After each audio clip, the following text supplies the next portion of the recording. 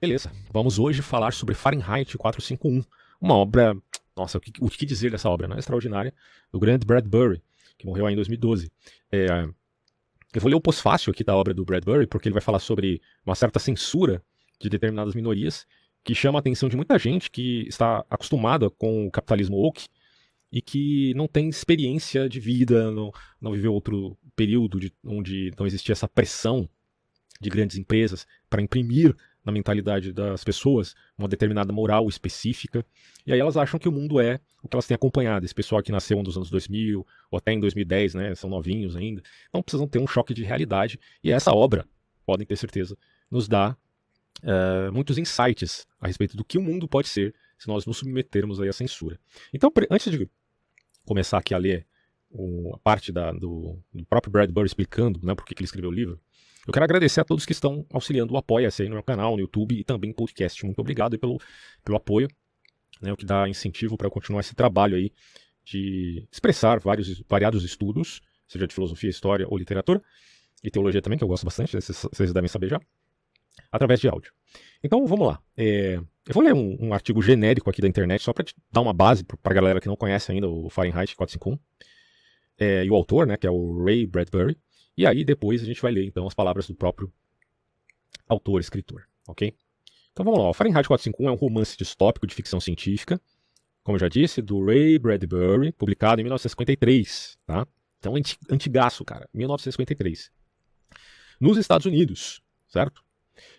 Se não me engano foi pela Ballantine Books. Vocês já entenderam que é uma distopia similar ao que foi o Admirável Mundo Novo de Aldous Huxley e também o premiadíssimo 1984 de George Orwell. O título Fahrenheit se refere ao ponto de autoignição, ou seja, de graus Fahrenheit no papel, a questão da temperatura, né? e aos graus Celsius. A paixão de Bradbury por livros começou cedo. Isso falando, claro, do autor do livro, tá? Não do personagem que é o Montaigne, já vou explicar. Então a paixão do Bradbury começou cedo com os livros. Depois de terminar o colegial, a família dele não tinha dinheiro para pagar a faculdade. E daí ele começou a passar um tempo na Biblioteca Pública de Los Angeles, onde ele estudou por conta própria. Frequentador assíduo de bibliotecas nas décadas de 1920 e 30, ele lembra de ter ficado desapontado por não ter romances de ficção científica como os de H.G. Wells. Que H.G. Wells também é um cara que... ele não é muito da distopia não, é mais da utopia mesmo, mas escreveu vários romances também. Porque na época não eram julgados suficientemente literários. Quando soube da destruição da Biblioteca de Alexandria, a história conta, né, que essa biblioteca foi destruída pelo fogo, muita coisa se perdeu, né? Nossa, para historiador, para arqueólogo, é uma perda irreparável, né? Para nós também aqui que estudamos e tal. Bom, o jovem ficou muito impressionado com a vulnerabilidade dos livros à censura e à destruição. Qual que é o maior inimigo do livro? A censura, né? E o fogo. Quando adolescente, Bradbury ficou horrorizado com a queima de livros pelos nazistas, o Index nazista. Aliás, hoje fazem isso com o próprio livro do Hitler agora. Porque o livro é pernicioso, como todos nós sabemos, é um livro racista, perverso, evidentemente. Mas fica a pergunta, né? Se não há aí uma aporia de que todo livro pode ser lido, mesmo aqueles que têm ideias perniciosas. Bom, uma coisa é você admitir a leitura do livro. Outra coisa é admitir a existência de um partido nazista. Mas isso aí é uma temática que eu já abordei em outros vídeos, por conta do Monark e toda aquela treta lá de defesa da existência de partidos nazistas que, de fato, existem, por exemplo, nos Estados Unidos. Bom, mas continuando aqui, ó. Quando adolescente, Bradbury ficou horrorizado com a queima de livros pelos nazistas e depois pela campanha de repressão política de quem? Joseph Stalin, né? Que é o grande expurgo, em que escritores e poetas foram presos e muitas vezes executados. Quer dizer, Stalin não só, o Hitler também, né? Eles não só queimaram livros, eles prenderam escritores, pensadores, acadêmicos. O palco estava montado para Bradbury escrever o final dramático de Fahrenheit 451. O holocausto nuclear ilustrando o tipo de cenário temido por muitos americanos da época. Então, Fahrenheit 451 é um romance distópico, está situado em um estado onde, no caso da história, né, no enredo da história, está situada num estado onde é crime grave possuir ou ler livros. E a sociedade se mantém dependente do sistema político anônimo e menor. O pensamento independente também é considerado perigoso porque leva ao comportamento antissocial e assim desestabiliza a sociedade. Os livros são considerados a principal razão de pensar e agir que não se conforma ao sistema. Até porque o livro não é livro em si, é o pensamento de alguém que está sendo impresso em papel. E eles são vistos como crimes. Na verdade, o livro fala sobre, portanto, a questão da livre expressão. Tá? Encontrar e destruir os livros é tarefa do corpo de bombeiros. Os livros são queimados no local. Os cães rastreadores mecânicos ajudam a rastrear e caçar proprietários de livros e inimigos públicos que são capturados ou mortos. Os capacetes e uniformes dos bombeiros têm o número 451, que é a temperatura Fahrenheit, por isso o nome é Fahrenheit 451. No qual o papel pega fogo e os livros pegam fogo, enfim. Os uniformes também apresentam uma salamandra no ombro direito, um animal que, diz a lenda, pode viver no fogo. O protagonista do romance é o bombeiro de 30 anos, Guy Montag, que a princípio é funcionário acrítico do sistema, mas secretamente esconde alguns livros roubados em sua casa.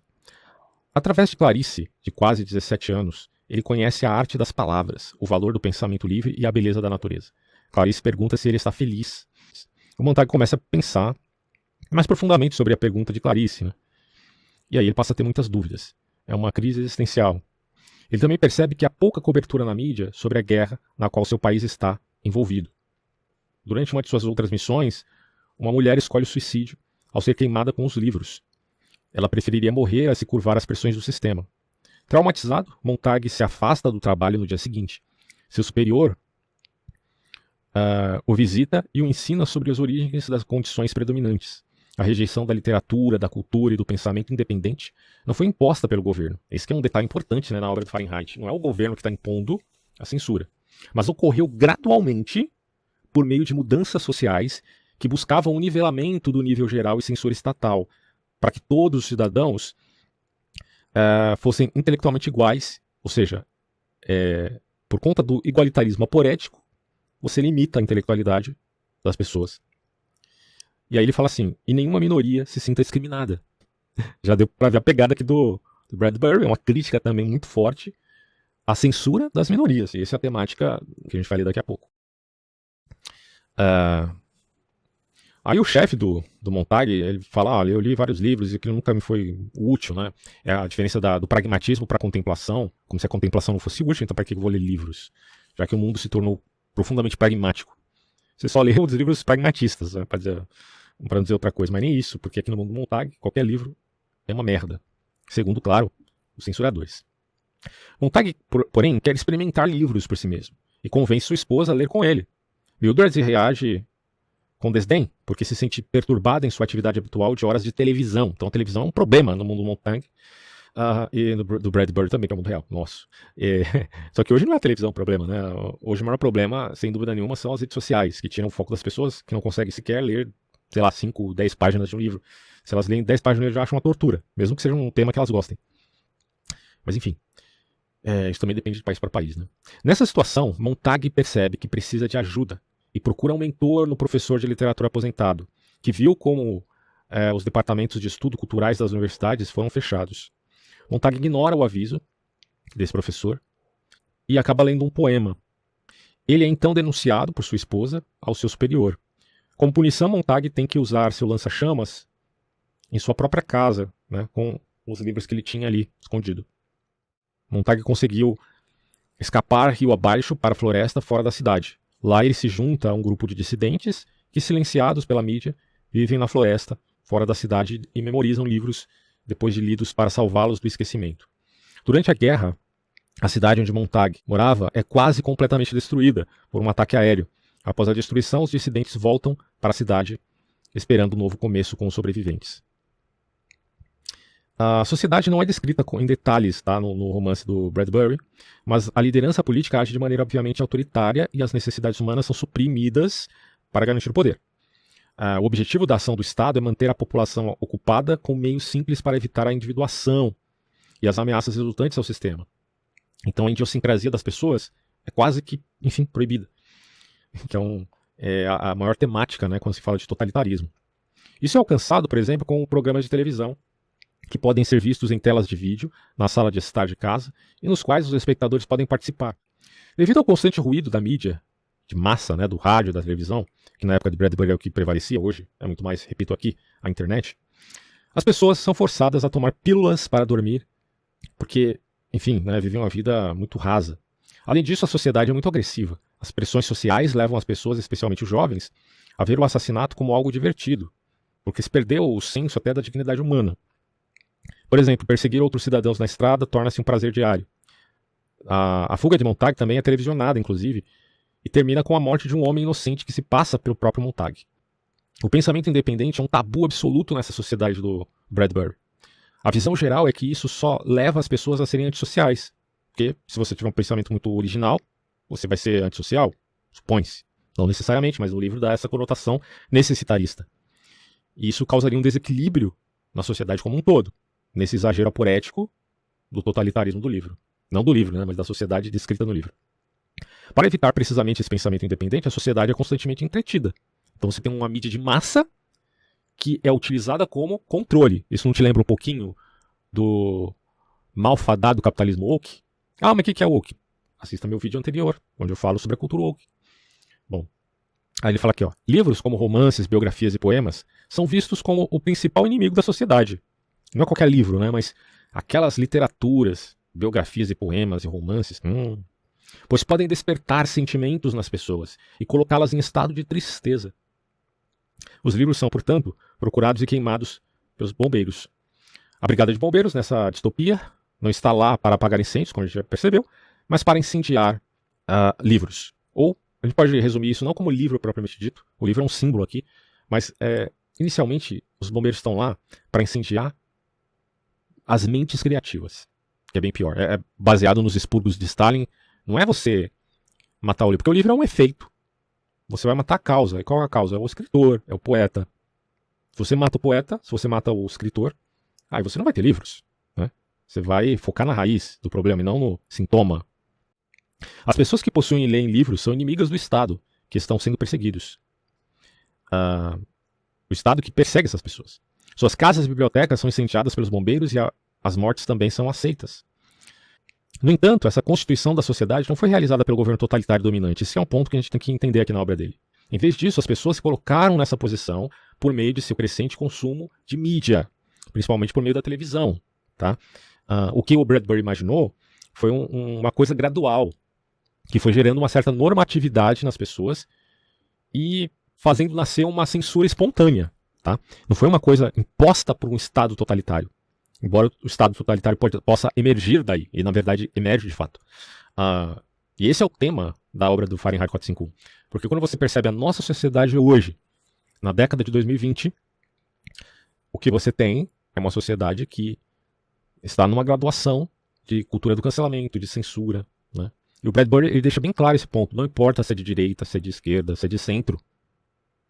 Porque se tem censura, é um problema. Aí ele diz assim: a opinião comum de que o romance, aqui no artigo, né, que o romance adverte contra um Estado totalitário que tenta garantir seu poder por meio da repressão e da censura não corresponde necessariamente às declarações de Bradbury. De acordo com um artigo de 30 de maio de 2007, ele estava vivo ainda, ele morreu em 2012, ele diz que sua intenção original era alertar contra a destruição do interesse pelos livros, em troca do prazer passivo da televisão, porque o livro você tem que ter uma atitude ativa para ler. Agora, quando você vai ver um filme ou uma novela, a sua atitude é mais passiva. Aí já seria um problema.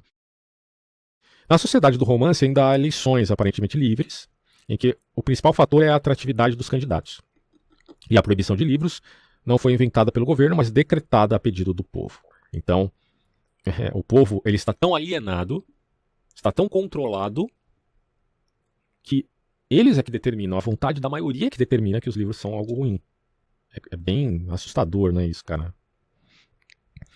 Então, assim, Bradbury, depois que ele teve um choque de realidade, relembrando o que aconteceu na história com um incêndio da Biblioteca de Alexandria, né, quer dizer, lá na Antiguidade, ou depois, quando ele percebe o index nazista, os expurgos stalinistas, e como ele era um rato de biblioteca, né, no bom sentido, ele resolveu então escrever esse livro por temer essas novas tecnologias que tiram o foco das pessoas.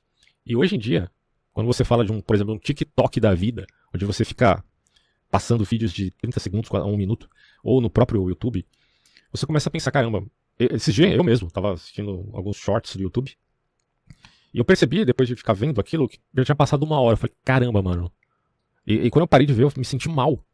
Por que eu me senti mal? Porque eu perdi 1 hora da minha vida vendo uma coisa que é totalmente inútil, porque não tem uma contextualização. Não tem essas informações rápidas de vídeos, a maioria de comédia e tal, mas que, no fundo, cara, demonstra que é uma perda de tempo. Né? Não tô dizendo que nada é proibido, né? Porque o próprio Brad Bird tá falando aqui da livre expressão, da não censura e tudo mais. Mas a perda de foco é uma temática que ele aborda com grande destreza. E para entender melhor, eu vou ler aqui agora as palavras do próprio autor. É o pós-fácil da obra dele, tá?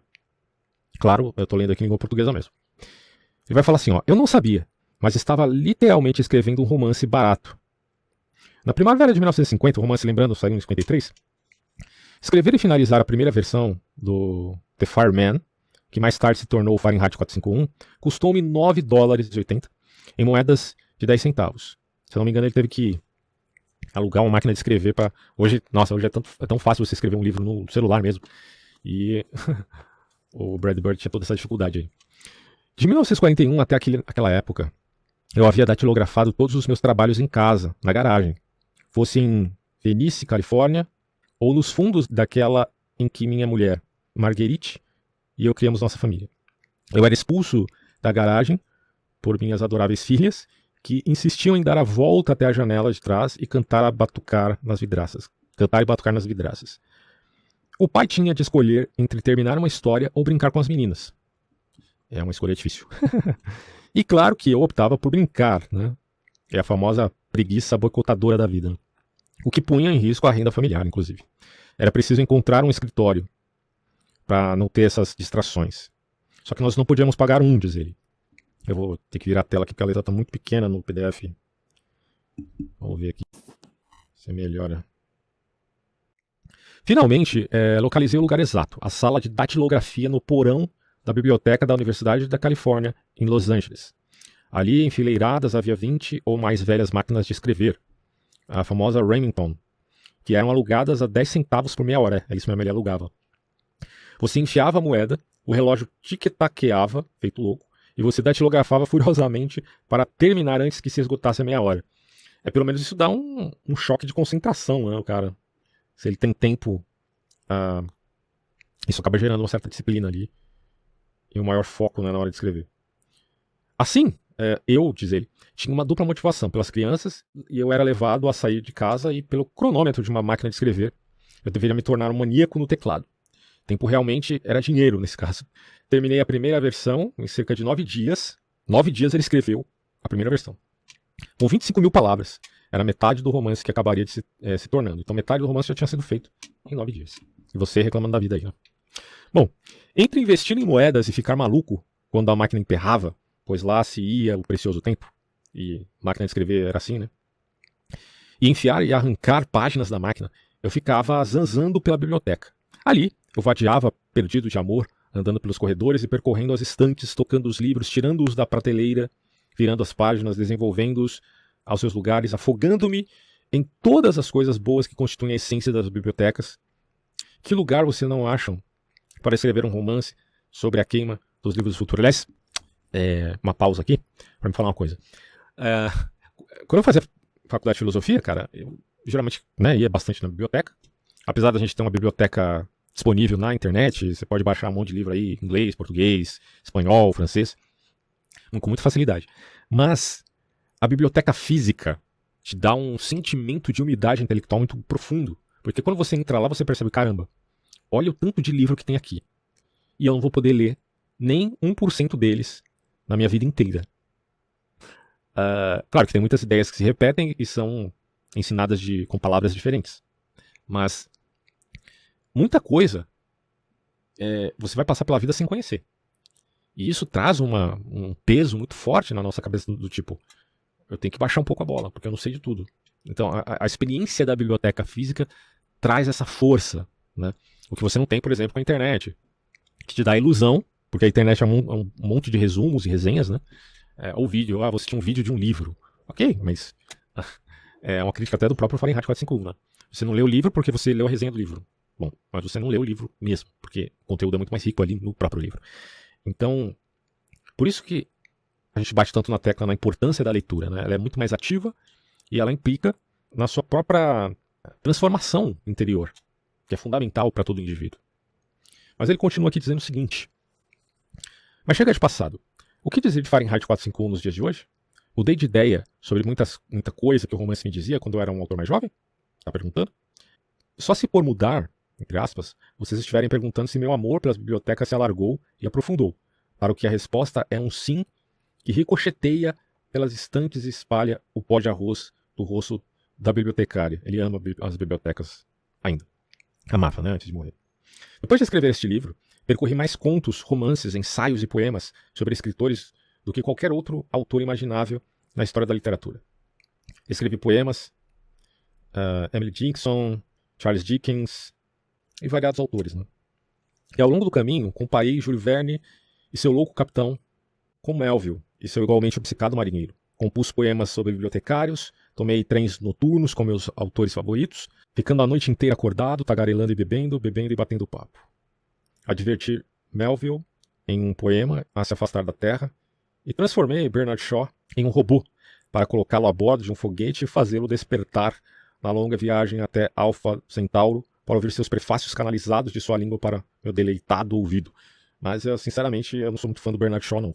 Né? Mas não acho que não deva ser lido. Evidentemente, não estaria expondo aqui a obra do Bradbury. Bom, ele vai falando aqui de várias coisas, né? Do seu amor pelas obras, pelos autores, pelos personagens. A parte que eu quero destacar mesmo é quando ele vai falar aqui das minorias. Cerca de 2 anos atrás, recebi uma carta de uma digna dama da Universidade de Vassar, dizendo-me quanto ela gostara de ler meu experimento em mitologia espacial, as Crônicas Marcianas. Mas acrescentava ela, não seria uma boa ideia, passado tanto tempo, reescrever o livro introduzindo mais personagens e papéis femininos? Aquela questão do contrabando de ideias, né, propagado pelas minorias, em vista de defender pautas sociais / políticas. Alguns anos antes disso, recebi certa quantidade de cartas relativas ao meu livro reclamando que os negros no livro eram do tipo Pai Tomás e perguntando por que eu não os criava de novo, já que a gente está vivendo novos tempos, um novo Zeitgeist. Na mesma época, chegava um bilhete de um branco sulista sugerindo que eu era preconceituoso em favor dos negros e que a história toda deveria ser descartada. Então você já está vendo que você tem o Black Lives Matter de um lado e os da alt-right do outro lado. Né? É claro que esses são fenômenos muito mais modernos do que o Bradbury está falando aqui. Mas já existia esse pensamento mais da extrema-direita ou mais da extrema-esquerda. Aí ele fala, 2 semanas atrás, minha montanha de cartas trazia uma cartinha insignificante de uma famosa casa editora que desejava reeditar meu conto, A Sirene do Nevoeiro, como livro de leitura para o colegial. Em meu conto, eu havia falado de um farol que, tarde da noite, tinha uma iluminação que saía dele como um deus-luz. Olhando para ele do ponto de vista de uma criatura marinha, tinha-se a impressão de estar diante da presença. Ele coloca entre aspas. Os editores haviam eliminado Deus-Luz e diante da presença. Há uns 5 anos, com certeza eram mais religiosos para fazer isso. Né? Há uns 5 anos, os editores de outra antologia de leitura para escolas reuniram um volume com cerca de 400 contos. Como se podem comprimir 400 contos de vários autores em apenas um livro? Fica a pergunta. A simplicidade em si mesma. Esfole, desosse, desmonte, escarifique, derreta, encurte e destrua. Enfim, faça uma resenha. Eu não sou contra resenhas, eu acho que ele também não era contra, mas quando você faz isso com uma obra clássica, principalmente, você está meio que fazendo isso mesmo, desossando. Todo adjetivo de quantidade, todo verbo de movimento, toda metáfora que pesasse mais em mosquito, eliminados. Todo o símile que teria feito a boca de um submentecapto se contorce, desaparecido. Qualquer paralelo que explicasse a filosofia barata de um escritor de primeiro nível, perdido. Cada conto emagrecido, familizado, editado, sangrado e tornado anêmico, porque você tirou o vigor da obra, você resumiu, de uma maneira pode ser até eficiente, mas se assemelhava a qualquer outro, diz ele. Ele fala aqui do Mark Twain, Shakespeare, Dostoiévski. Toda palavra com mais de 3 sílabas havia sido aparada. Toda imagem que exigisse até um segundo de atenção, assassinada. O leitor está começando a captar o odioso e inacreditável quadro? Como reagir a tudo isso? Queimando o lote inteiro. entre aspas, enviando bilhetinhos de rejeição a todos eles, despachando o conjunto de idiotas para os quintos dos infernos. O sentido é óbvio, existe mais de uma maneira de queimar um livro, né? Não é só do Fahrenheit 451, literalmente. Há outras maneiras mais sutis. E o mundo está cheio, diz ele, de pessoas carregando fósforos acesos. Cada minoria, diz Bradbury, seja ela batista, unitarista, irlandesa, italiana, oxagenária, zen budista, sionista, adventista do sétimo dia, feminista, republicano, homossexual, do evangélico quadrangular, etc, etc, etc. Não importa se é religioso, se é progressista, se é etnocentrista, multiculturalista, não importa. Acha que tem a vontade, o direito e o dever de esparramar o querosene e acender o pavio. Cada editor estúpido que se considera fonte de toda a literatura insossa, como um mingau sem gosto, sem sal, lustra sua guilhotina e mira a nuca de qualquer autor que ouse falar mais alto que um sussurro ou escrever mais que uma rima de jardim de infância. Eu costumo ver esse pessoal que gosta de ler livro fazendo resenhas nos seus canais, que sou totalmente a favor disso, está divulgando o livro, ótimo. Mas muita gente eu vi criticando essa parte da obra do Fahrenheit 451, dizendo, não leve muito em consideração o que o Bradbury falou sobre as minorias. Como assim não levar em consideração? Ele está errado, por acaso? À luz do que você está vendo hoje, em pleno 2022, poderia falar 2023 para dar uma de futurista. Será que ele está exagerando mesmo? Vamos ver. Aí ele fala assim, Beatty, que é o chefe do Montaigne, Beatty, o capitão dos bombeiros em meu romance Fahrenheit 451, explicou como os livros foram queimados. Primeiro pelas minorias, cada um rasgando uma página, o parágrafo desse livro, cada um segundo seu próprio milindre, e depois daquele, até que chegou o dia em que os livros estavam vazios, porque assim, eles foram censurando, cada um ao seu próprio modo. Aí os livros estavam vazios e as mentes caladas e as bibliotecas para sempre fechadas. Eu suponho que o Elon Musk deve ser um fã dessa obra aqui no céu, certo? Eu digo isso porque o Elon Musk vive falando sobre liberdade de expressão. E é dito assim, fecha a porta e eles passaram pela janela. Fecha a janela e eles passaram pela porta. São palavras de uma antiga canção. Elas harmonizam bem meu estilo de vida com os carrascos e censores estreantes a cada mês. Apenas 6 semanas atrás, descobri que ao longo dos anos, alguns editores bitolados da Ballantine Books, receosos de contaminar os jovens, haviam pouco a pouco censurado cerca de 75 trechos do romance. Eu não sei se tem a ver com faixa etária também. Eu acho que assim, em relação à faixa etária, a gente até compreende. Só que, se for pela faixa etária, então simplesmente fala, não é legal a criança ler o livro. Não precisa necessariamente furtar o livro da sua originalidade. Sei lá. Mas ele está sendo bem ríspido quanto a esse evento. Ele diz, estudantes, ao lerem este romance, que em última análise trata da censura e da queima de livros no futuro, escreveram-me para contar sobre essa primorosa ironia. Aí eu já não sei se qual é a idade dos estudantes, mas independente de qual seja, é um absurdo, né? Você tirar palavras do autor original para controlar a ideia dele. Judy Del Rey, uma das novas editoras da Ballantine, está refazendo o livro inteiro que será republicado neste verão com todas as drogas e todos os diabos de volta. Aí voltou aqui as palavras originais. Um teste final para o velho Jó. Ele fala que enviei uma peça Leviatã 99 para um teatro universitário um mês atrás. Minha peça se baseia na mitologia de Moby Dick. É dedicada a Melville e fala da tripulação de um foguete e de um capitão astronauta cego que se aventura a encontrar o grande cometa branco e destruir o destruidor.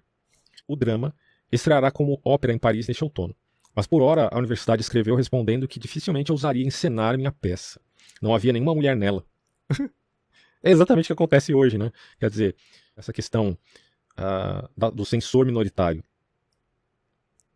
E as senhoras da ERA, que é uma sigla aqui, a respeito da igualdade de direitos, iriam atacar com tacos de beisebol se o departamento de teatro até mesmo tentasse fazê-lo.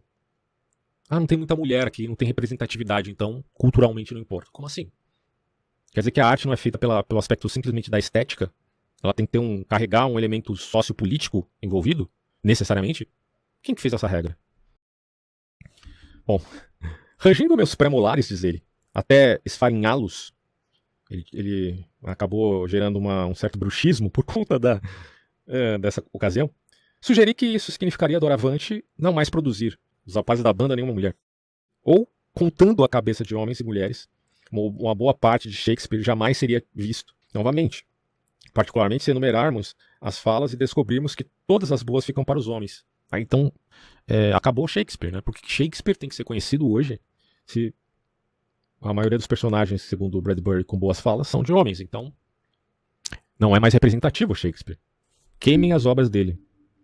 Aí ele fala assim: respondi que talvez devessem ensinar minha peça numa semana, e The Woman na seguinte. Provavelmente acharam que eu estivesse brincando, e não estou bem certo de que não estava. Pois este é um mundo louco, e ficará mais louco se permitirmos que as minorias, sejam elas de anões ou gigantes... Cara, esse é um profeta, mano. Esse cara é um profeta.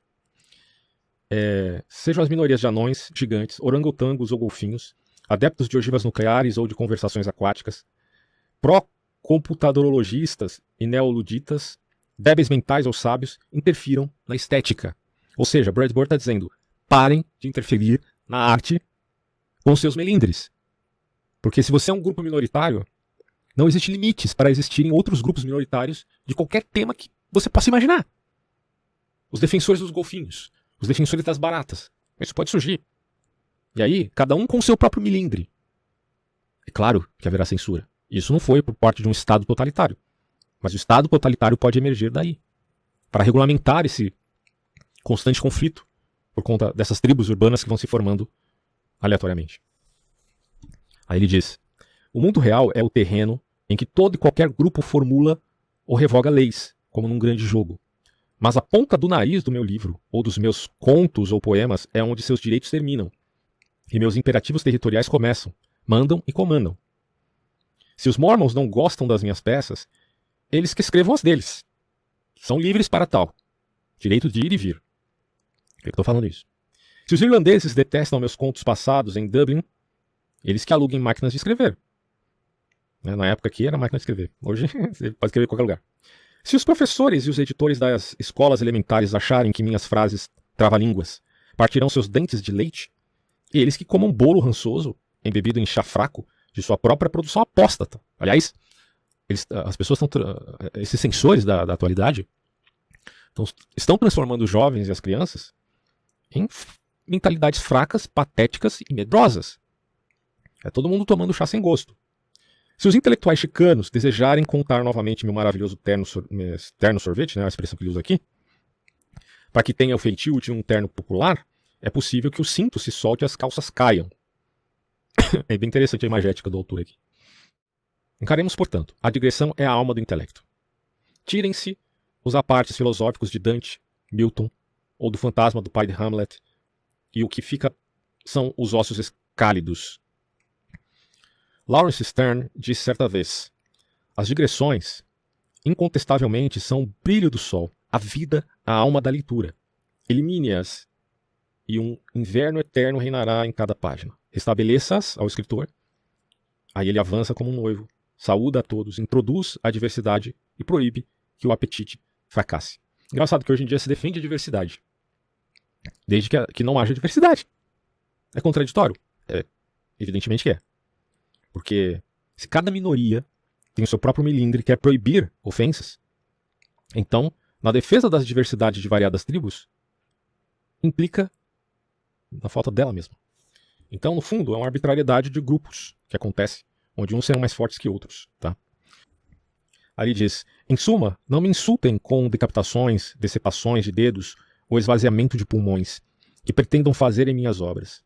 Preciso de minha cabeça para rejeitar ou assentir, minha mão para saudar ou fechar um punho, meus pulmões para gritar ou sussurrar. Não irei gentilmente para uma prateleira eviscerado para me tornar um não-livro. Isso que estão fazendo esses censores da sociedade moderna. O que eles estão fazendo com o livro é literalmente castrar as obras. É uma castração dos livros. Principalmente quando você muda personagens para se adequar ao melindre de um determinado grupo. Você estava, na verdade, castrando a obra, matando o seu valor estético. Ou seja, já não é mais arte, virou política. Só política. Não que você não possa fazer obras de arte referindo-se a temas políticos. O que você não pode fazer é tornar uma obra de arte já clássica uma obra panfletária, que é o que tem acontecido atualmente. É só gente panfletária de determinados grupos que querem impor né, da sua visão de mundo. Eu sou totalmente a favor do respeito. Eu acho que o Bradbury também era a favor do respeito. Antes, como diria uma santa católica, né, antes do amor vem o respeito. Agora, quando você começa a censurar as pessoas, aí você está tirando o direito dela. E tirar o direito de alguém é já desrespeitá-la. Muito mais do que uma mera ofensa, uma mera piada que se faça com essas mesmas pessoas. Bom, ele continua dizendo o seguinte: todos vocês, juízes, voltem para as arquibancadas. Árbitros, para os chuveiros. A partida é minha, quando ele se refere a escrever o próprio livro. Eu arremesso, eu rebato, eu apanho. Eu corro as bases. No poente ganhei ou perdi. No nascente saio novamente fazendo a velha tentativa. E ninguém pode me ajudar, nem mesmo vocês. Então é isso. Essas são as palavras mal educadas, né, do autor Bradbury, mas, a meu ver, com toda a razão do mundo. Então, quem se sentiu escandalizadinho com as palavras do Bradbury, depois de ter lido uma obra tão extraordinária como Fahrenheit 451, desculpa. Mas você precisa, acho que precisa cair a ficha aí, né, e ver o que está acontecendo. Porque se o Bradbury vivesse nessa cultura do cancelamento atual que nós estamos vendo, que é uma verdadeira inquisição, imagina o Bradbury no Twitter, né, que ele não, atualmente, né, no Twitter atualmente, o que ele não diria a respeito dessas criaturas que estão sendo educadas dessa forma. É bizarro. Então assim, para tudo, amigo, para tudo. Leiam os livros clássicos. Voltem a viver e a refletir de acordo com as mentes grandiosas da humanidade. Porque se você der ouvidos a essa gente medíocre, pequena, melindrosa, você vai acabar ficando igual a elas, assim como o idólatra fica igual ao seu ídolo. Então, fecho por aqui esse vídeo e até próximos áudios.